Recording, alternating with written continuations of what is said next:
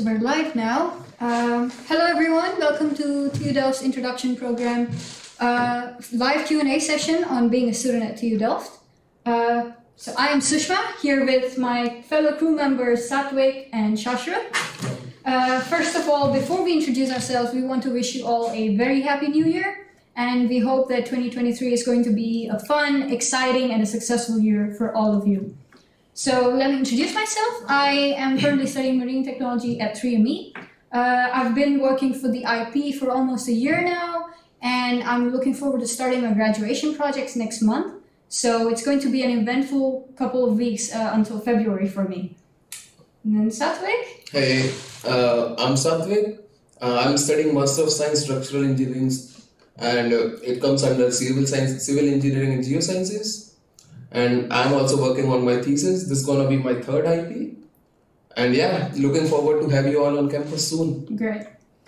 Hey guys, I'm Shashrat. I'm a master's student as well at the Control Simulation Department in Aerospace. This is my fifth IP or sixth IP at this point. The oldest member. Yeah, I'm just doing courses this year, so that's it. All right, okay. So we're here to discuss some insights into what life as being a student at TU Delft is like. So first of all, I'd like to share with you that TU Delft, we have lots of credit systems. So per quarter, the recommended number of credits is 15. And you get these by following a bunch of courses for each quarter. And this depends entirely on your program of study, or if you're an exchange student, your faculty. And we want to say that 1 credit of study is equal to 28 hours of work. So you can understand it's a lot of effort per credit, so take it slowly, get into the rhythm of studying here at TU Delft, and then understand how you are able to cope up with the amount of workload. And then I also want to mention that this culture at TU Delft might be slightly different from your home country. Like, for example, I come from India, and the normal situation there is that lots of students get a score of 95% on a regular basis for each course. Whereas here, the normal is around 7.5 to 8 on a scale of 10. And the ones who put in a lot more effort are graded higher scores. So it's okay if you have a score between 7 and 8. It's considerably very good. Yeah. And if it's from aerospace, it's a lot better because they say it's the most difficult faculty at TU Delft. So don't be too hard on yourself with that, and take it at your own pace. So now we want to show you some TU Delft software and systems that come in handy during your study period. So Shashrat is going to show you how to use them. I'll pass the computer to Shashrat so he can show you how to use these systems now. One moment. Okay. Right. Okay, that's us. Here you go. Oops. Alright, let's switch seats. I'll do you Okay guys, for you to get started, the one thing that you need to have access to and be able to use is Brightspace. So Brightspace is an all-inclusive education platform. So that's where you have your courses, that's where you have your study material, your assignments, you can ask questions, you can get in touch with other students, you hand in your assignments, and essentially your whole studies at TU Delft runs on the Brightspace platform. So today I'll be showing you a few things. So first, Brightspace, how to sign up for the course, how a course is structured on Brightspace. I'll also be showing you my timetable. So it's essentially a separate website where you can select the courses and like the ones you want to follow, and it shows you the timetable. And then My TU Delft. My TU Delft is a separate app which basically displays the timetable that you've selected. You can see your grades, your progress in your studies. And you can also sign up, you have to sign up for exams/tests on My TU Delft. And then towards the end, I will show you extra resources that are available on Brightspace. Those include readers. So each faculty, depending on which year of study you have, they have their own selection of readers that are actually free to download. So before you actually jump in and buy a book, you might as well just check out the reader section just to see if it's actually available for free. You also have the software portal. So as a student at TU Delft, you are privy to a lot of free software applications actually. So we have free educational licenses, and these vary per faculty. So based on which faculty you registered under, you might see a few extra, might see a few set of softwares. And the last thing is Collegerama. So Collegerama is an online platform where we essentially record and post lectures. So let's say you were sick, you couldn't make it, or you just don't feel like coming on campus. You can essentially watch the lectures online. Before you jump, before you jump to the conclusion that you don't have to show up to classes, I'd recommend you first check if those courses are actually available on Collegerama. But it's great for in case you missed something, or if you want to rewatch a lecture that you didn't quite get before the exams. Okay, so to start off with, so you go onto your browser and search brightspace.tudelft.nl. I posted the link. Something just posted that link on the chat. Yeah. And then you enter the username and password. So the username is your student ID. So, you have to learn something new, but remember you use your student ID and your password because you need it for everything, including the Wi-Fi, signing into printers, signing into computers here.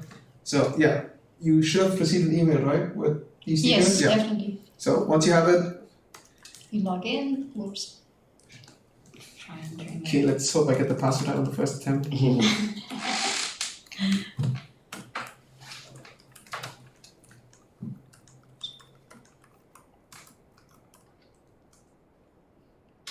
And Excellent. So this is another experience. Don't you see this all the time. So At least it. or go to Brightspace again. Yeah, just type again. So we will assume that you will have it all figured out, but we do have other technical issues. And it should open now. Yay! There we go. Yes. Okay. So this is my personal student account. So you can. First off, like just the layout. So on the top bar, you have access to all the things. So like I mentioned before, this is Brightspace. You have my timetable here, my TU Delft, the course catalog. So that's something I'll show you later on how to select the courses and if you want to sign up for courses. Just sign up in the sense if you want to be able to access the course on Brightspace. And then resources. These are the ones I mentioned, like Collegerama, the reader, software download, the portal. So So these are the courses, for example, these are the courses I've selected. So you have like a small preview of all the courses here. So let's start off with actually signing up. Since as part of the IP, we have created a course for the introduction program Spring 2023. So we thought it would be a good idea to actually create a course about the IP, just putting on all the general information about coming to the Netherlands or moving to Delft, living in Delft, being a student at TU Delft, and just extra information. And we structured it in a pretty common way that courses are structured in TU Delft so that students can use that to familiarize themselves with how Brightspace works and how a course is structured. So you go to catalog. So right now, essentially, as if you're a TU Delft student, you can essentially enroll in any of the courses that are offered across TU Delft. So right now you have everything that TU Delft has to offer right now. So right now we're looking for the introduction program. I personally would not use the filters to the side because they never work. At least in the 5 years I've been here, it's not worked a single time. So introduction. Yeah. So this is another thing you need to be mindful of. Sometimes lecturers don't take down the courses. So you have to make sure you're signing up for the right one. And make sure it's the correct year because these are the older ones. So here's the current one. Okay, click login. Oh, I'm not in there. Enroll. So now you've enrolled in the course essentially, and when you launch the course, there you go. This is the introduction programs page. So this is the landing page. So usually you have announcements here. So even for your own courses, you have announcements here. Like the first message is usually a welcome message, followed by which whenever there's like a change in schedule or if there's a new test or there's some announcement or something the teacher would like to inform you, they usually post an announcement here, and if it's really urgent or if it's a really small class, they also send you an email. And to the side, you have the calendar. So let's say you have assignment deadlines, or you have quizzes, or you have practicals that you need to do. Usually they are mentioned in the calendar, so you can have a peek ahead to see what's going on in the course, and then also updates. So sometimes essentially lecturers reuse the courses from every year. They update it. So sometimes, let's say you download a lecture and you're reading it, it doesn't make sense. You might want to check the update section because you might have updated the slides or something is missing. So zoom in. Okay, for content. So you go to content, and this essentially has all the material that you need. So I'll show you another course as well, because here there are some basics that we don't usually use, such as course information and stuff. But in general, you have a table of contents, which basically is one giant page that contains all the information of the page to the course that you're subscribed under. And then you also have sub-modules. So welcome to TU Delft. So the way we structured this course was initially, just the welcome to TU Delft thing. And on this, we have 3 sub-modules. So we have TU Delft study skills, study culture, and life in Delft and the Netherlands. So I think the titles are pretty self-explanatory. Each of them highlight the different aspects of being a student at TU Delft. And I would highly recommend, I'm not asking all of you guys to study the entirety of the course, but I would recommend just skimming through it. You might find information that you didn't know about. Even every year it surprises me how much stuff I didn't know. But essentially you can go through these to see if there's something you weren't aware of, if you were interested in something. We usually have all the information on Brightspace, and we also have links to third-party websites or also other websites within the TU Delft student portal. And I might be going a bit too fast with all the explanation regarding the different applications, but there's also a presentation. So under TU Delft study skills, study-related applications, we will post the presentation, which basically gives you a quick run through about what everything is and how to set it up. So don't worry if you missed something. So on the TU Delft study skills, we also have group work. You guys have done group work, yes, right? Collaboration. So in TU Delft, we really do focus on collaborative work, and as engineers, we're expected to once you graduate anyway. So TU Delft really instills, it's very important to be able to be a successful team player, and you will have plenty of assignments and courses where you have projects with a group. So in the bachelor's, they do teach you, they guide you through how to be a more effective group member, how to work in a group. But if you're doing any master's courses, or if you're just joining your master's directly, you're expected to know all this. So if you're coming from TU Delft bachelor's and going to master's, it'll be a really easy transition, because that's how it was for me. Yeah. But how was it for you guys, starting your project work here, your first project work coming from another country and doing it at TU Delft? Yeah, of course, you cannot, you are coming from, you will be finding the people from a lot of diverse countries and everything, so you have to just pick on your instincts, your group mates. And once you are there on board with the group, then it's all on you. Everyone will be working for sure. As the culture of TU Delft, people come here to study. So everyone will be working, but you have to be sure how you have to take the work or give the work to the team. Yeah. So it's all about inputs and outputs. Right.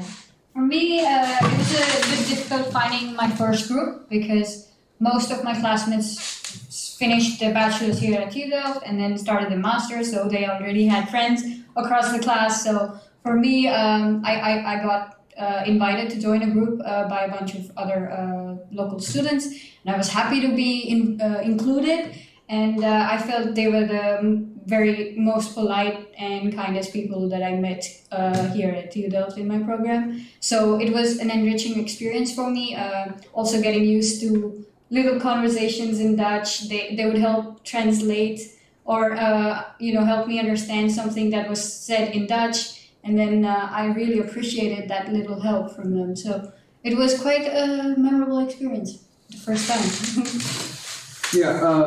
So as I mentioned, group work, in these cases you guys have really positive experience. Yeah. But the thing is, when you tend to work in a group, there's people from all sorts of backgrounds. People might even be interdisciplinary based on the project you're doing. Yeah. People from other faculties, if it's an elective. Everybody has their own way of doing things, but then we at TU Delft try following a certain set of guidelines. So to make it easier on new students, we've also created a small so under TU Delft Study Skills we have a group work submodule, and which we basically created a series for last year's product work. Essentially, it's a run through from like how to set up your team contract to how to execute the project and then how to present it in the end. These are some very general basic ideas and insights into how to effectively work as a team. And then the other part of project work is also giving feedback. So it's both positive and negative. If everything is going well, you would like to give some positive feedback. If it goes bad, you need to be able to address it. True. Yeah, everybody says the Dutch are really straightforward. Yeah, you have to just speak up. Like whenever you find it difficulty or everything is going fine, also you should give the positive feedback or the negative, as I should mention. True. Yeah. So yeah, giving feedback is really important. So we feel like in general, students who come from outside of TU Delft might be a bit reserved about it, or might not know how to do it properly, or might be too scared of offending somebody, or they're like, you know what, let's not make a big deal out of it. We'll deal with they try dealing with it by themselves. Yeah. But no, we think the feedback culture is very important. So we also have a lecture during the introduction program in February where we have like a feedback workshop. Later we'll also have, once the lecture is complete, we will also have the slides and some extra material regarding giving feedback and taking feedback on Brightspace. Yeah. That's regarding study skills and study culture. I would just recommend going through all of this. We have everything from regarding how to get in touch with academic counselors, psychologists, how to, TU Delft actually has a lot of support and facilities for helping you get started with your career. So if you're looking for a job, internship, we have a job searching portal, which I just found out, which I'm actually using to find an internship. True. You have regular CV checks, you have events. There's one starting next month, actually, the DDB. Yeah, I can't pronounce it. True. And that's a career fair for the annual career fair for the university, and lots of companies from different industries show up. So that could be something you might also want to participate in case. Yeah, but even if this is too soon for you and you're sticking out around, it's a yearly thing, It's so nice I to- wouldn't really yeah. worry about it. Yeah. And then, the Did You Know About section. This is something I'd highly recommend you go over. So, this just has all the important things regarding things you need to know as a student. So it's like, the rating system, how credits work here, if you're interested, if you really would like to push yourself, you have the honors program, internship opportunities, so thesis. And for those of you who would like to buy a laptop, the TU Delft laptop project is, have a look at it. We usually get, 3 different laptops at different tiers. Mm-hmm. At a heavily discounted price, and you also have servicing on campus. So if you're looking for a laptop, I'd recommend looking into this. So we have a couple of questions already. Yeah, I'm just answering them. Yeah. Yeah. Or you so could answer them. Yeah, let us know if there are Yeah. any questions that you'd like us to You read discuss. them out. Okay. So someone is asking, like, in addition, she wanted to ask, like, she's having a surgery back home, so she need to register for sick days. Do they check attendance here? Okay, that's actually a really good question. So, like I mentioned before, in your bachelor's, they really do, they essentially expect you to know nothing and they teach you how to work. So, attendance is very important in those. So, bachelor's projects, so if you're, I don't think most of you guys are gonna, but if in case you're doing a bachelor's project, they might check attendance, but for master's projects, they usually don't. But in case you are sick or in case you can't make it that day, I'd recommend you just contact your group, come to an agreement. You've all done it, right? Yeah. But no, usually if there is attendance, they do mention it at the beginning of the course, or you can always find the course On the information. Brightspace. Yeah, it will be on Brightspace if it is mandatory.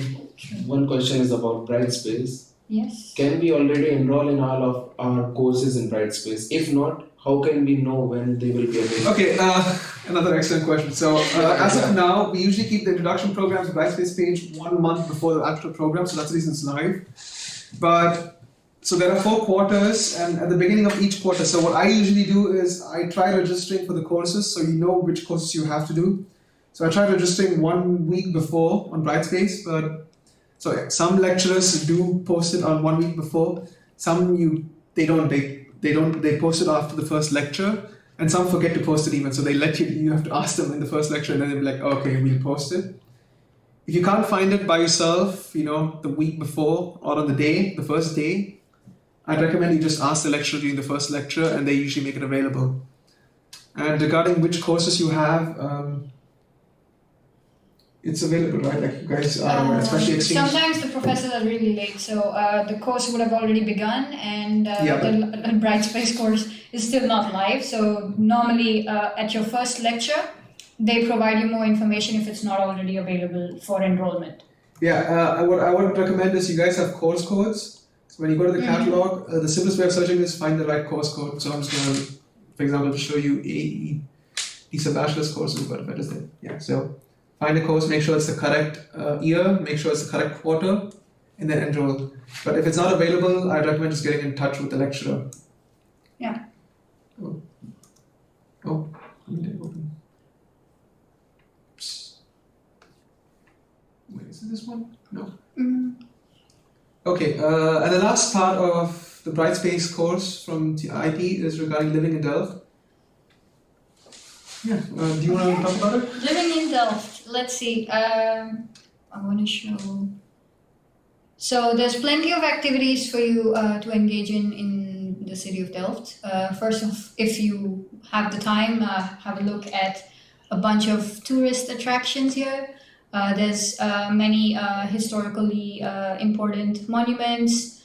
Something like the new church. It's the tallest. Or no, that's the old church. I think that's the tallest building in all of Delft. So it makes for a great view. Apart from that, here at TU Delft there's a botanical garden. You may not be able to see lots of flowering plantation there, but maybe like by spring, by April maybe you'll see a lot of greenery spread across campus, and it's a beautiful sight.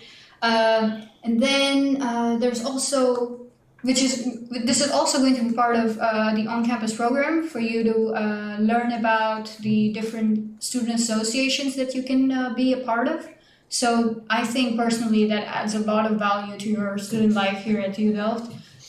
So if there's nothing that you want to do in the evening, just go out with your friends, meet up with your fellow students, arrange some activities to do. There's lots to play there. Or find out your own hobbies. I guess you can discover some here at TU Delft.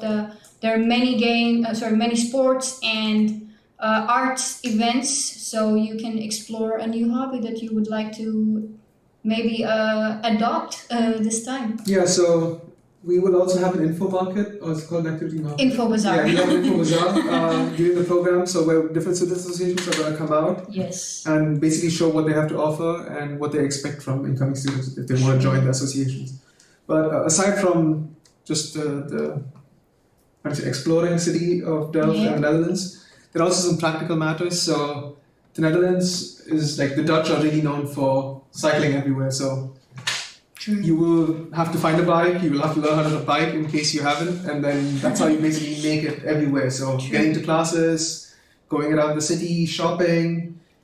And if you aren't so into biking, then you can use the public transport. There's lots of trams, buses, and also the trains. So recently there have been cancellations across transport. Well, it's but we're always hoping it's going to be a lot better now. Yeah, so regarding that, so if you go to like public transportation, let me just show you one of these things. So they talk about the different modes of transportation. Yeah. You also have some, like personally, I use 9292 to plan all my journeys. So you put in where you want to start and where you end, and it basically connects through all the different things you need to go through. So buses, trams, and stuff like that. NS, so then you also have your OV chip card. Essentially, That's you can get your travel card. You buy one, and then you put on money on that, and you can essentially travel. Because like if you take a ticket every time, you essentially spend €1 or $1.50 per ticket. Yeah. And yeah, you can also rent bikes at every station. So in case you want to go explore other cities, you can taking a bike with you. Feeds. Yeah, you just take you rent a bike at the OA feeds. Yeah. And then you go around the city. You're trying to explore. So this essentially covers what we have to offer on the Brightspace course. Right. During the event, during the IP program, we will also be using the Brightspace course for other things such as the campus challenge. We'll be making the feedback lectures available. And that pretty much covers the course that we have. So we have a lot of questions now. All right. So Okay, one was for you. Not for you. Like as an aerospace engineering student is asking, how rigorous are they with the laptop requirements? My laptop has served me well during 5 years of my BSc in Brazil, but it does not meet the requirement that TU Delft mentions. Okay. I'm a bit biased. I personally didn't buy a laptop on the laptop project because I thought it was too expensive. Right. I got a gaming laptop of the similar spec, it was cheaper. The thing is, TU Delft says it because of the certain programs you run. So in first year, like in the bachelor's, for example, you have to run CATIA, CAD program, and then you have like basic coding, so like say MATLAB or Python. Yeah. If your laptop can run those things, and if you've been, as you said you used it during your bachelor's, if you've been able to run those programs, you shouldn't have a problem doing it in your master's unless you're doing something crazy. But like even then, if you try, for example, I think the aerodynamics faculty has computers like clusters of servers that basically run CFD simulations, so you don't have to worry about that either. You can book those. True. But I would just have a look at what you need your laptop for during your masters, what courses you plan on taking, what the workload is. If your laptop can run them, I wouldn't bother upgrading it.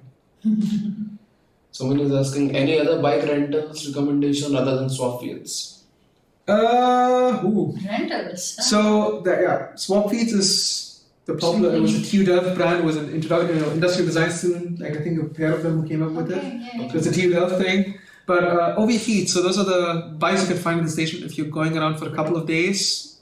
But I think it's every day. It's €3 something. I would check out on it. Four now. Oh really? It's higher. But bike rentals, personally, I'm not aware of any other services that you can rent bikes. No, I have seen these Go bikes and all, like the electric bikes, not those. Yeah, so that's another thing. We have electric scooters now in Delft. So if you have a driving license, you sign up an account, you put a bit of money on it, you can essentially unlock, you can have it for bikes, I think, some electric bikes, like e-bikes. Felix. No, those are scooters, but you also have e-bikes. So you just essentially scan the bike, you can borrow it. But depends on if you're an exchange student or you're staying for like 3 to 6 months. Swapfields is perfect actually. Is what they cater to because you don't have to worry about fixing your bike. Anything happens, they come repair it in case it's stolen. And they have a 6-month subscription in fact. Yeah, so you essentially pay every month. Otherwise, Facebook Marketplace. That's where you find bikes in case like it's honestly cheaper. You can find bikes from like €40 to like 2,000. Yeah. Find something that works for you and then you can resell it and you can always resell it when you leave. So you're essentially not incurring a loss. Other question is, do the lectures all start from week 13.02? Or are there still a lot of preliminary meetings at the beginning, only organizational? That is what we have in Austria actually. Okay, wow, I don't know what week 13 point whatever it is. Well, like I think it's the beginning of this. 13th February. Oh yeah, 13th February. That's the thing. So the first day is when like we have the first week and that's when everything starts. So the first lectures, you have an introduction lecture, they walk you through and then you actually just begin your courses. If there's anything they expect you to do beforehand or if you're supposed to meet beforehand, there will be an announcement on Brightspace or you'll receive an email. And in case the Brightspace page is not made available, they will send you the email. Right. But personally, I'm only aware of how aerospace works and we don't usually have things before the quarter begins. But you guys will have a faculty introduction program. On 10th. Yeah, on the 10th of February. Yeah. If you have any questions specific to your studies, how your faculty works or how your department works, I'd recommend asking any type of questions. Asking them about everything. They really, honestly, that's exactly what they're meant for. So the program is meant for them to answer all those questions. One question is particularly about our program. At the beginning of introduction program, I'm still in Austria on the first day because of exam. Can I still participate on other days? Well, if they can write an email to us saying the same, and then we can communicate it. Mention the introduction spring program email box. So if they have any questions or if there's any problem they have, they can just send it to them. But it's recommended to attend like all the days. Yeah, we don't so you don't encourage miss out. you to just because it's just like a 3-day program. Yes. So we have a lot of things for you in those 3 days. So it's good. It's better like. So please write us an email and we'll see what we can do about it for you. Yeah. Any other questions or we can move on to the next? Oh no, I think now you can move on. Okay, perfect. So after going through the Brightspace course, let me just show you what another course looks like so you have a rough understanding. Which one is a nice course actually? Oh yeah, this one. So like I mentioned, so this is one of the courses I'm taking. So you can see in the upcoming events you have the, what is this? Oh yeah, Yeah, I was, 12th. okay, I was supposing to go to. So you have announcements regarding, this is regarding demonstration, group self-enrollment, everything is available in announcements. You go to content. Oh, yeah, so table of contents has essentially everything. So like learning objectives, course structure, dates, assessment. So you click on everything and you can essentially find all the information regarding the course. You have course documents, and then here are the lectures. So for example, I'm just going to open the first lecture. They essentially uploaded the lecture slides on top, some videos in my case, and some extra material at the bottom. And usually, the nice thing is they usually upload extra homeworks. They also add exams at the end. So if you have past papers, usually I think, is it a couple of weeks before the exams, they just make it available on Brightspace? True. Yes. It depends on the course. Normally, For some example, professors, course documents, you have exams, Exactly. so an old exam you can practice on. Yes. Formula sheet. Oh, there's a formula sheet. Okay. Some are against sharing old exams, some are in favor and they do it just when the course begins. So it depends also. Yeah, on so the in professor. case it's not available, you can always, there are different sort of repositories, I think. I'm not exactly sure of. I'd recommend asking your faculty members. So during your faculty introduction, ask them, because usually each faculty and department has their own repository of information that range from readers to past papers to assignments. Yeah. So just be aware all this information, like material, is available to you. And I remember reading someone had a question regarding where can I find information about the course. So we have this thing. Course I have already sent the link to study guide. Oh yeah, perfect. Yeah. So the study guide is study guide has everything from ranging from how much work you have to do, what the assessment criteria is, what the course is about, learning objectives, who teaches, How when the it is. assessment will be, everything. Everything is there, including the ECTS, and no, that one is fantastic. When you're looking for electives or looking for extra courses, I'd highly recommend that. Yeah. Okay, so in that case, let's just get to the other tools that we have. So the first thing is my timetable. So once you open it, you say It's blank. add timetable, you log in. Yeah. Oh, Again?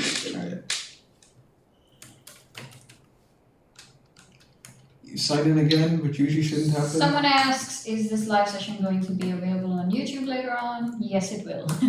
Please be right. Yes. Yes. Oh, I have nothing to do. Okay. I might have deleted my timetable first. Oh dear. Okay, so simplest way of doing it. You go to my add timetable. Then maybe just add one course. Why does this look like It's this? missing. It's weird. No, go. No, I just actually. had add a timetable. I mean, this is weird.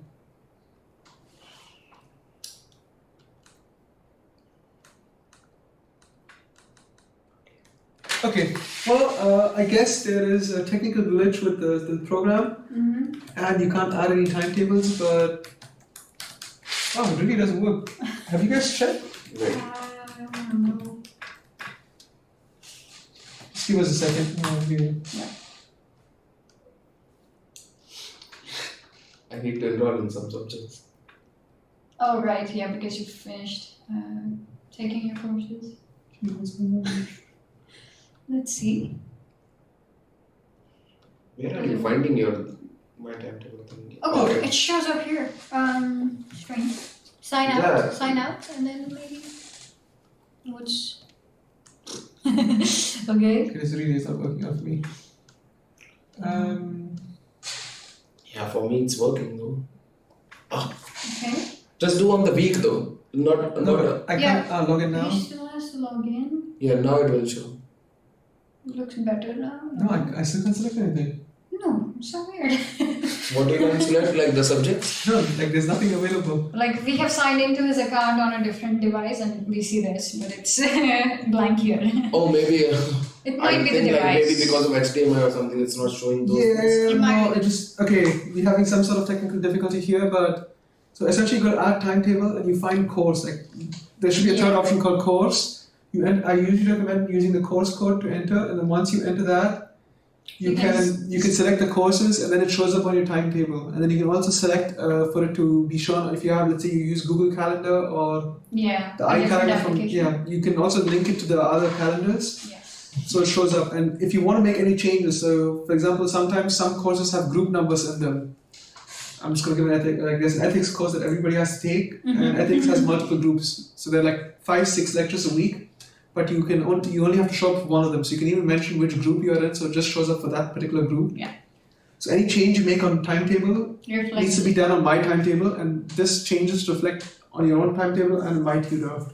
So since I'm not able to show it to you right now, the presentation that's on Brightspace has this, and also shows you how to sign up for courses and how it's visible on my timetable. Okay. In that case, let's just move on to the next thing. Okay, one question is there. Yeah.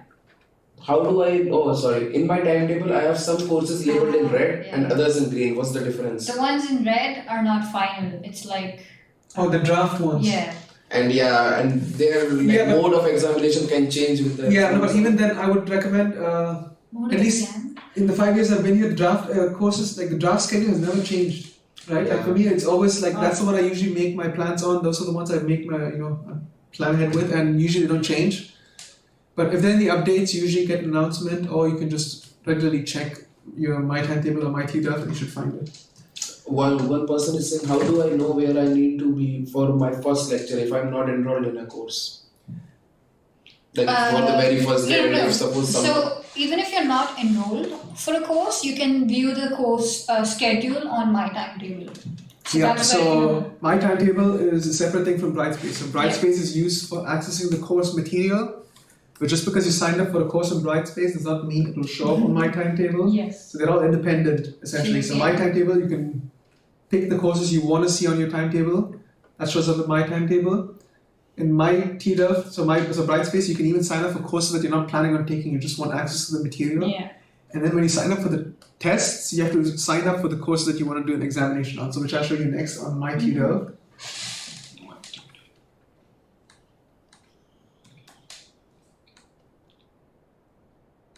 Okay, so My TU Delft is actually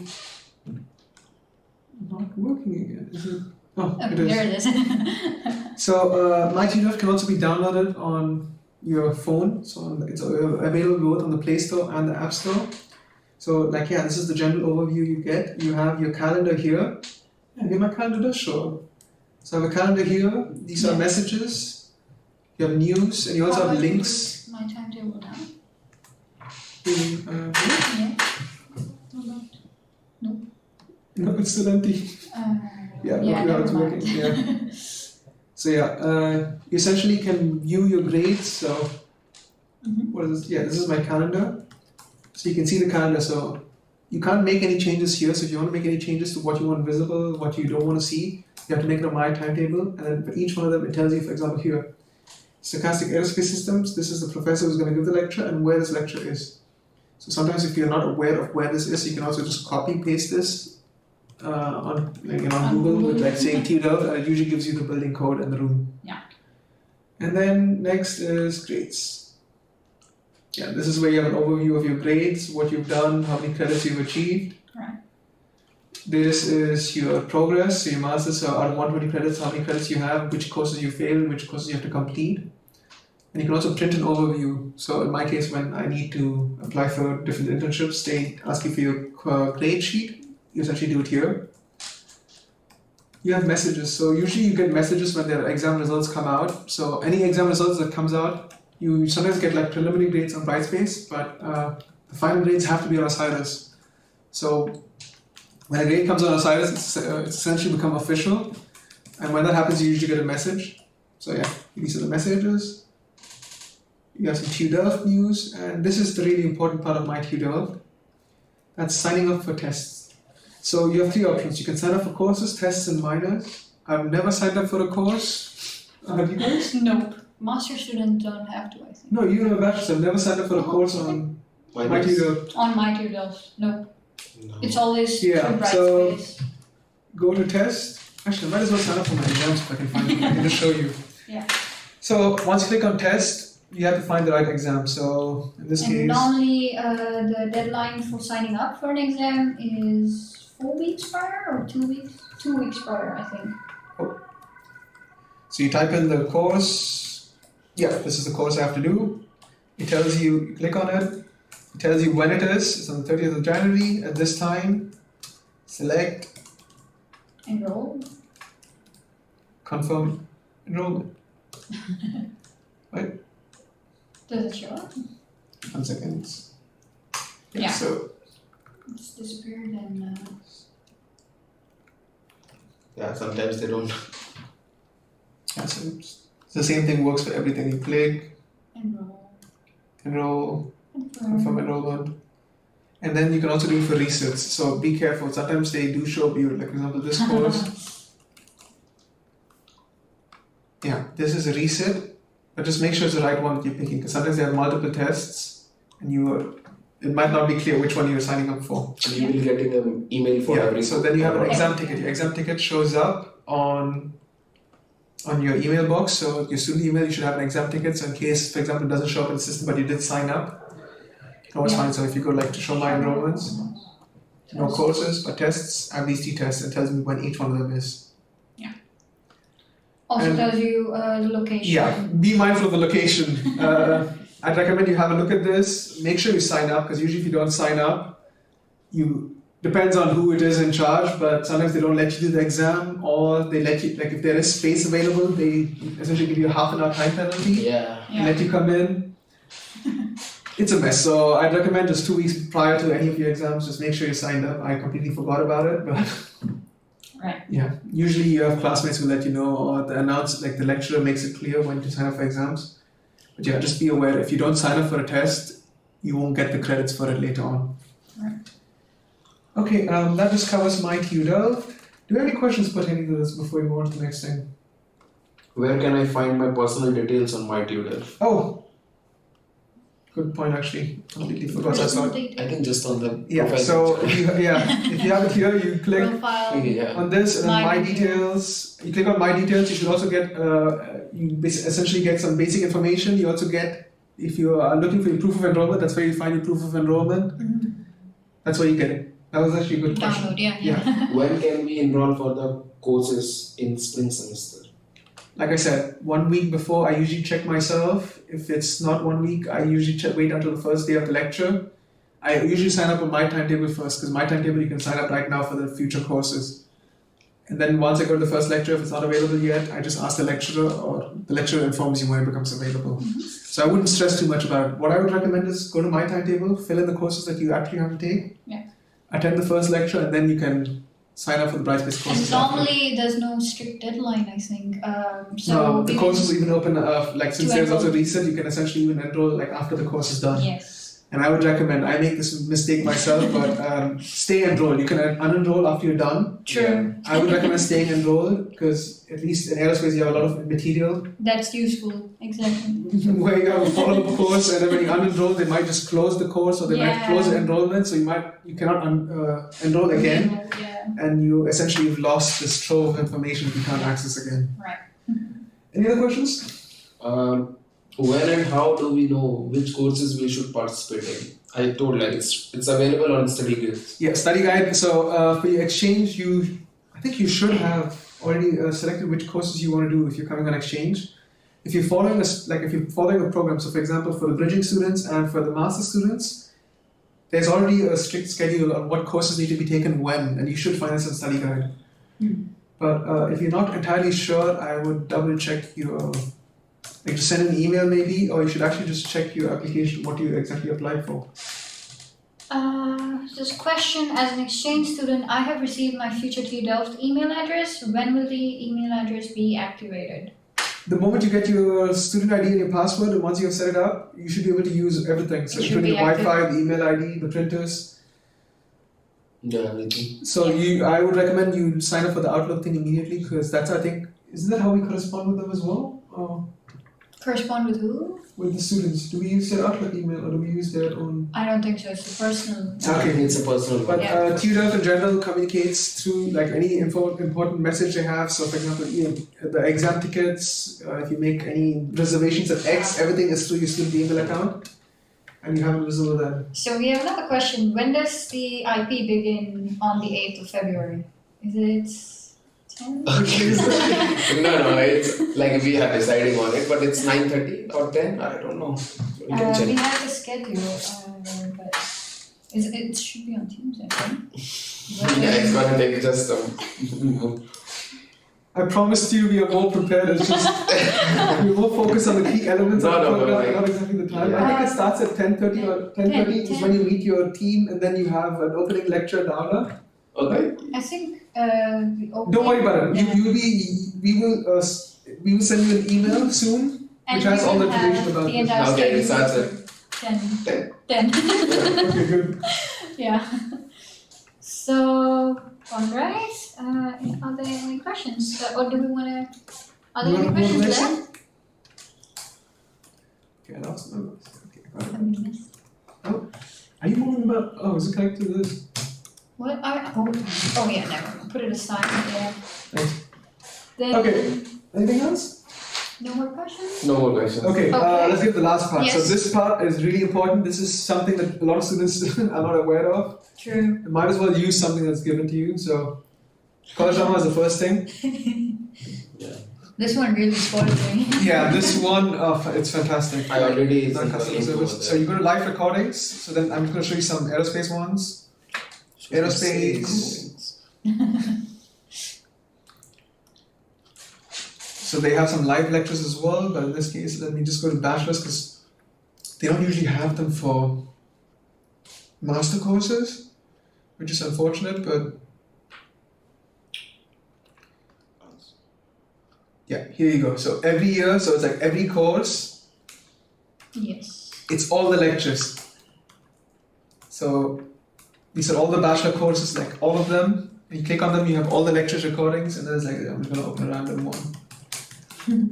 Just also make sure the year is, because like some of them might be outdated, and Extremely. since then, yeah, this was from 2011. Oof, this thing needs to be updated, so make sure that you stay on top, make sure it's the correct, relevant content. Yeah.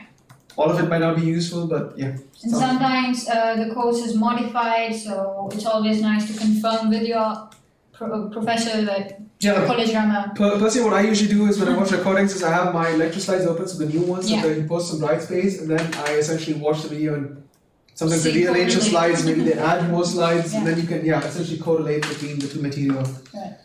You can click on it and Start playing. yeah, you can start watching it. And what I usually do is sometimes I feel like the lectures are a bit too slow. You can just So, speed it up, so you yeah. can go like twice the speed, and essentially you finish the lecture in half the time.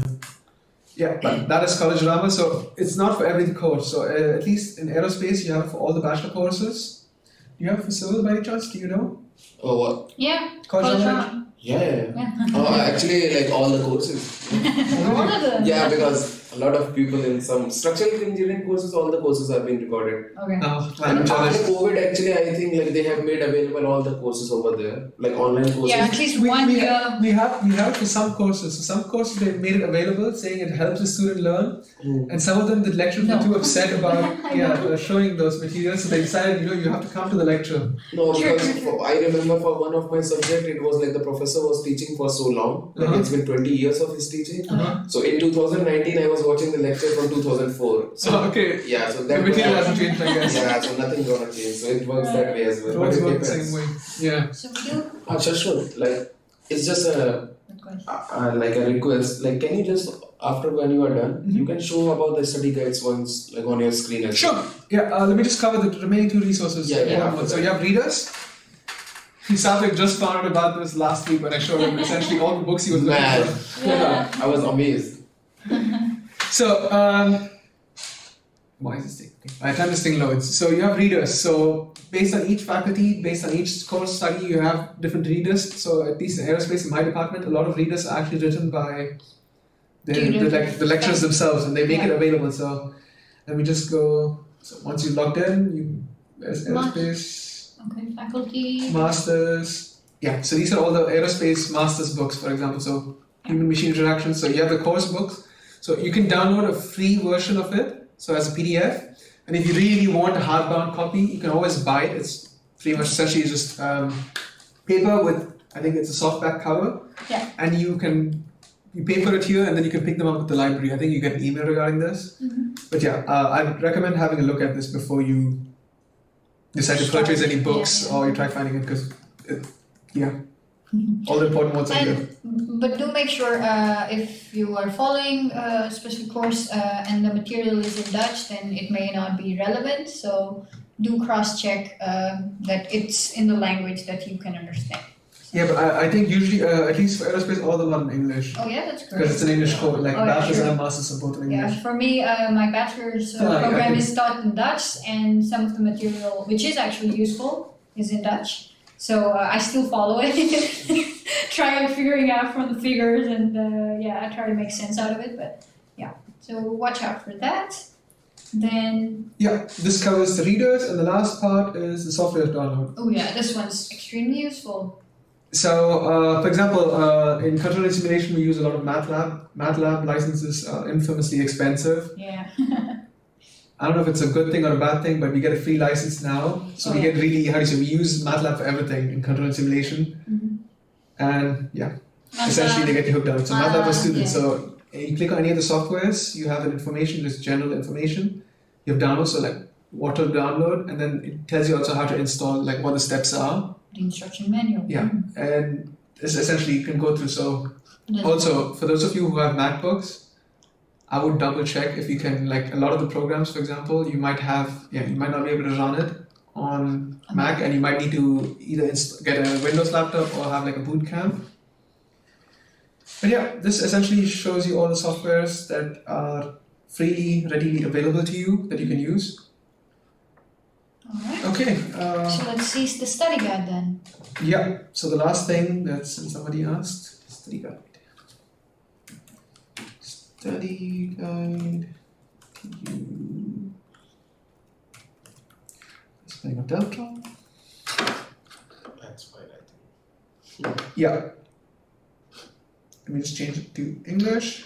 Ooh, and I do see this question Satwik answered to about two exams colliding the same time slot.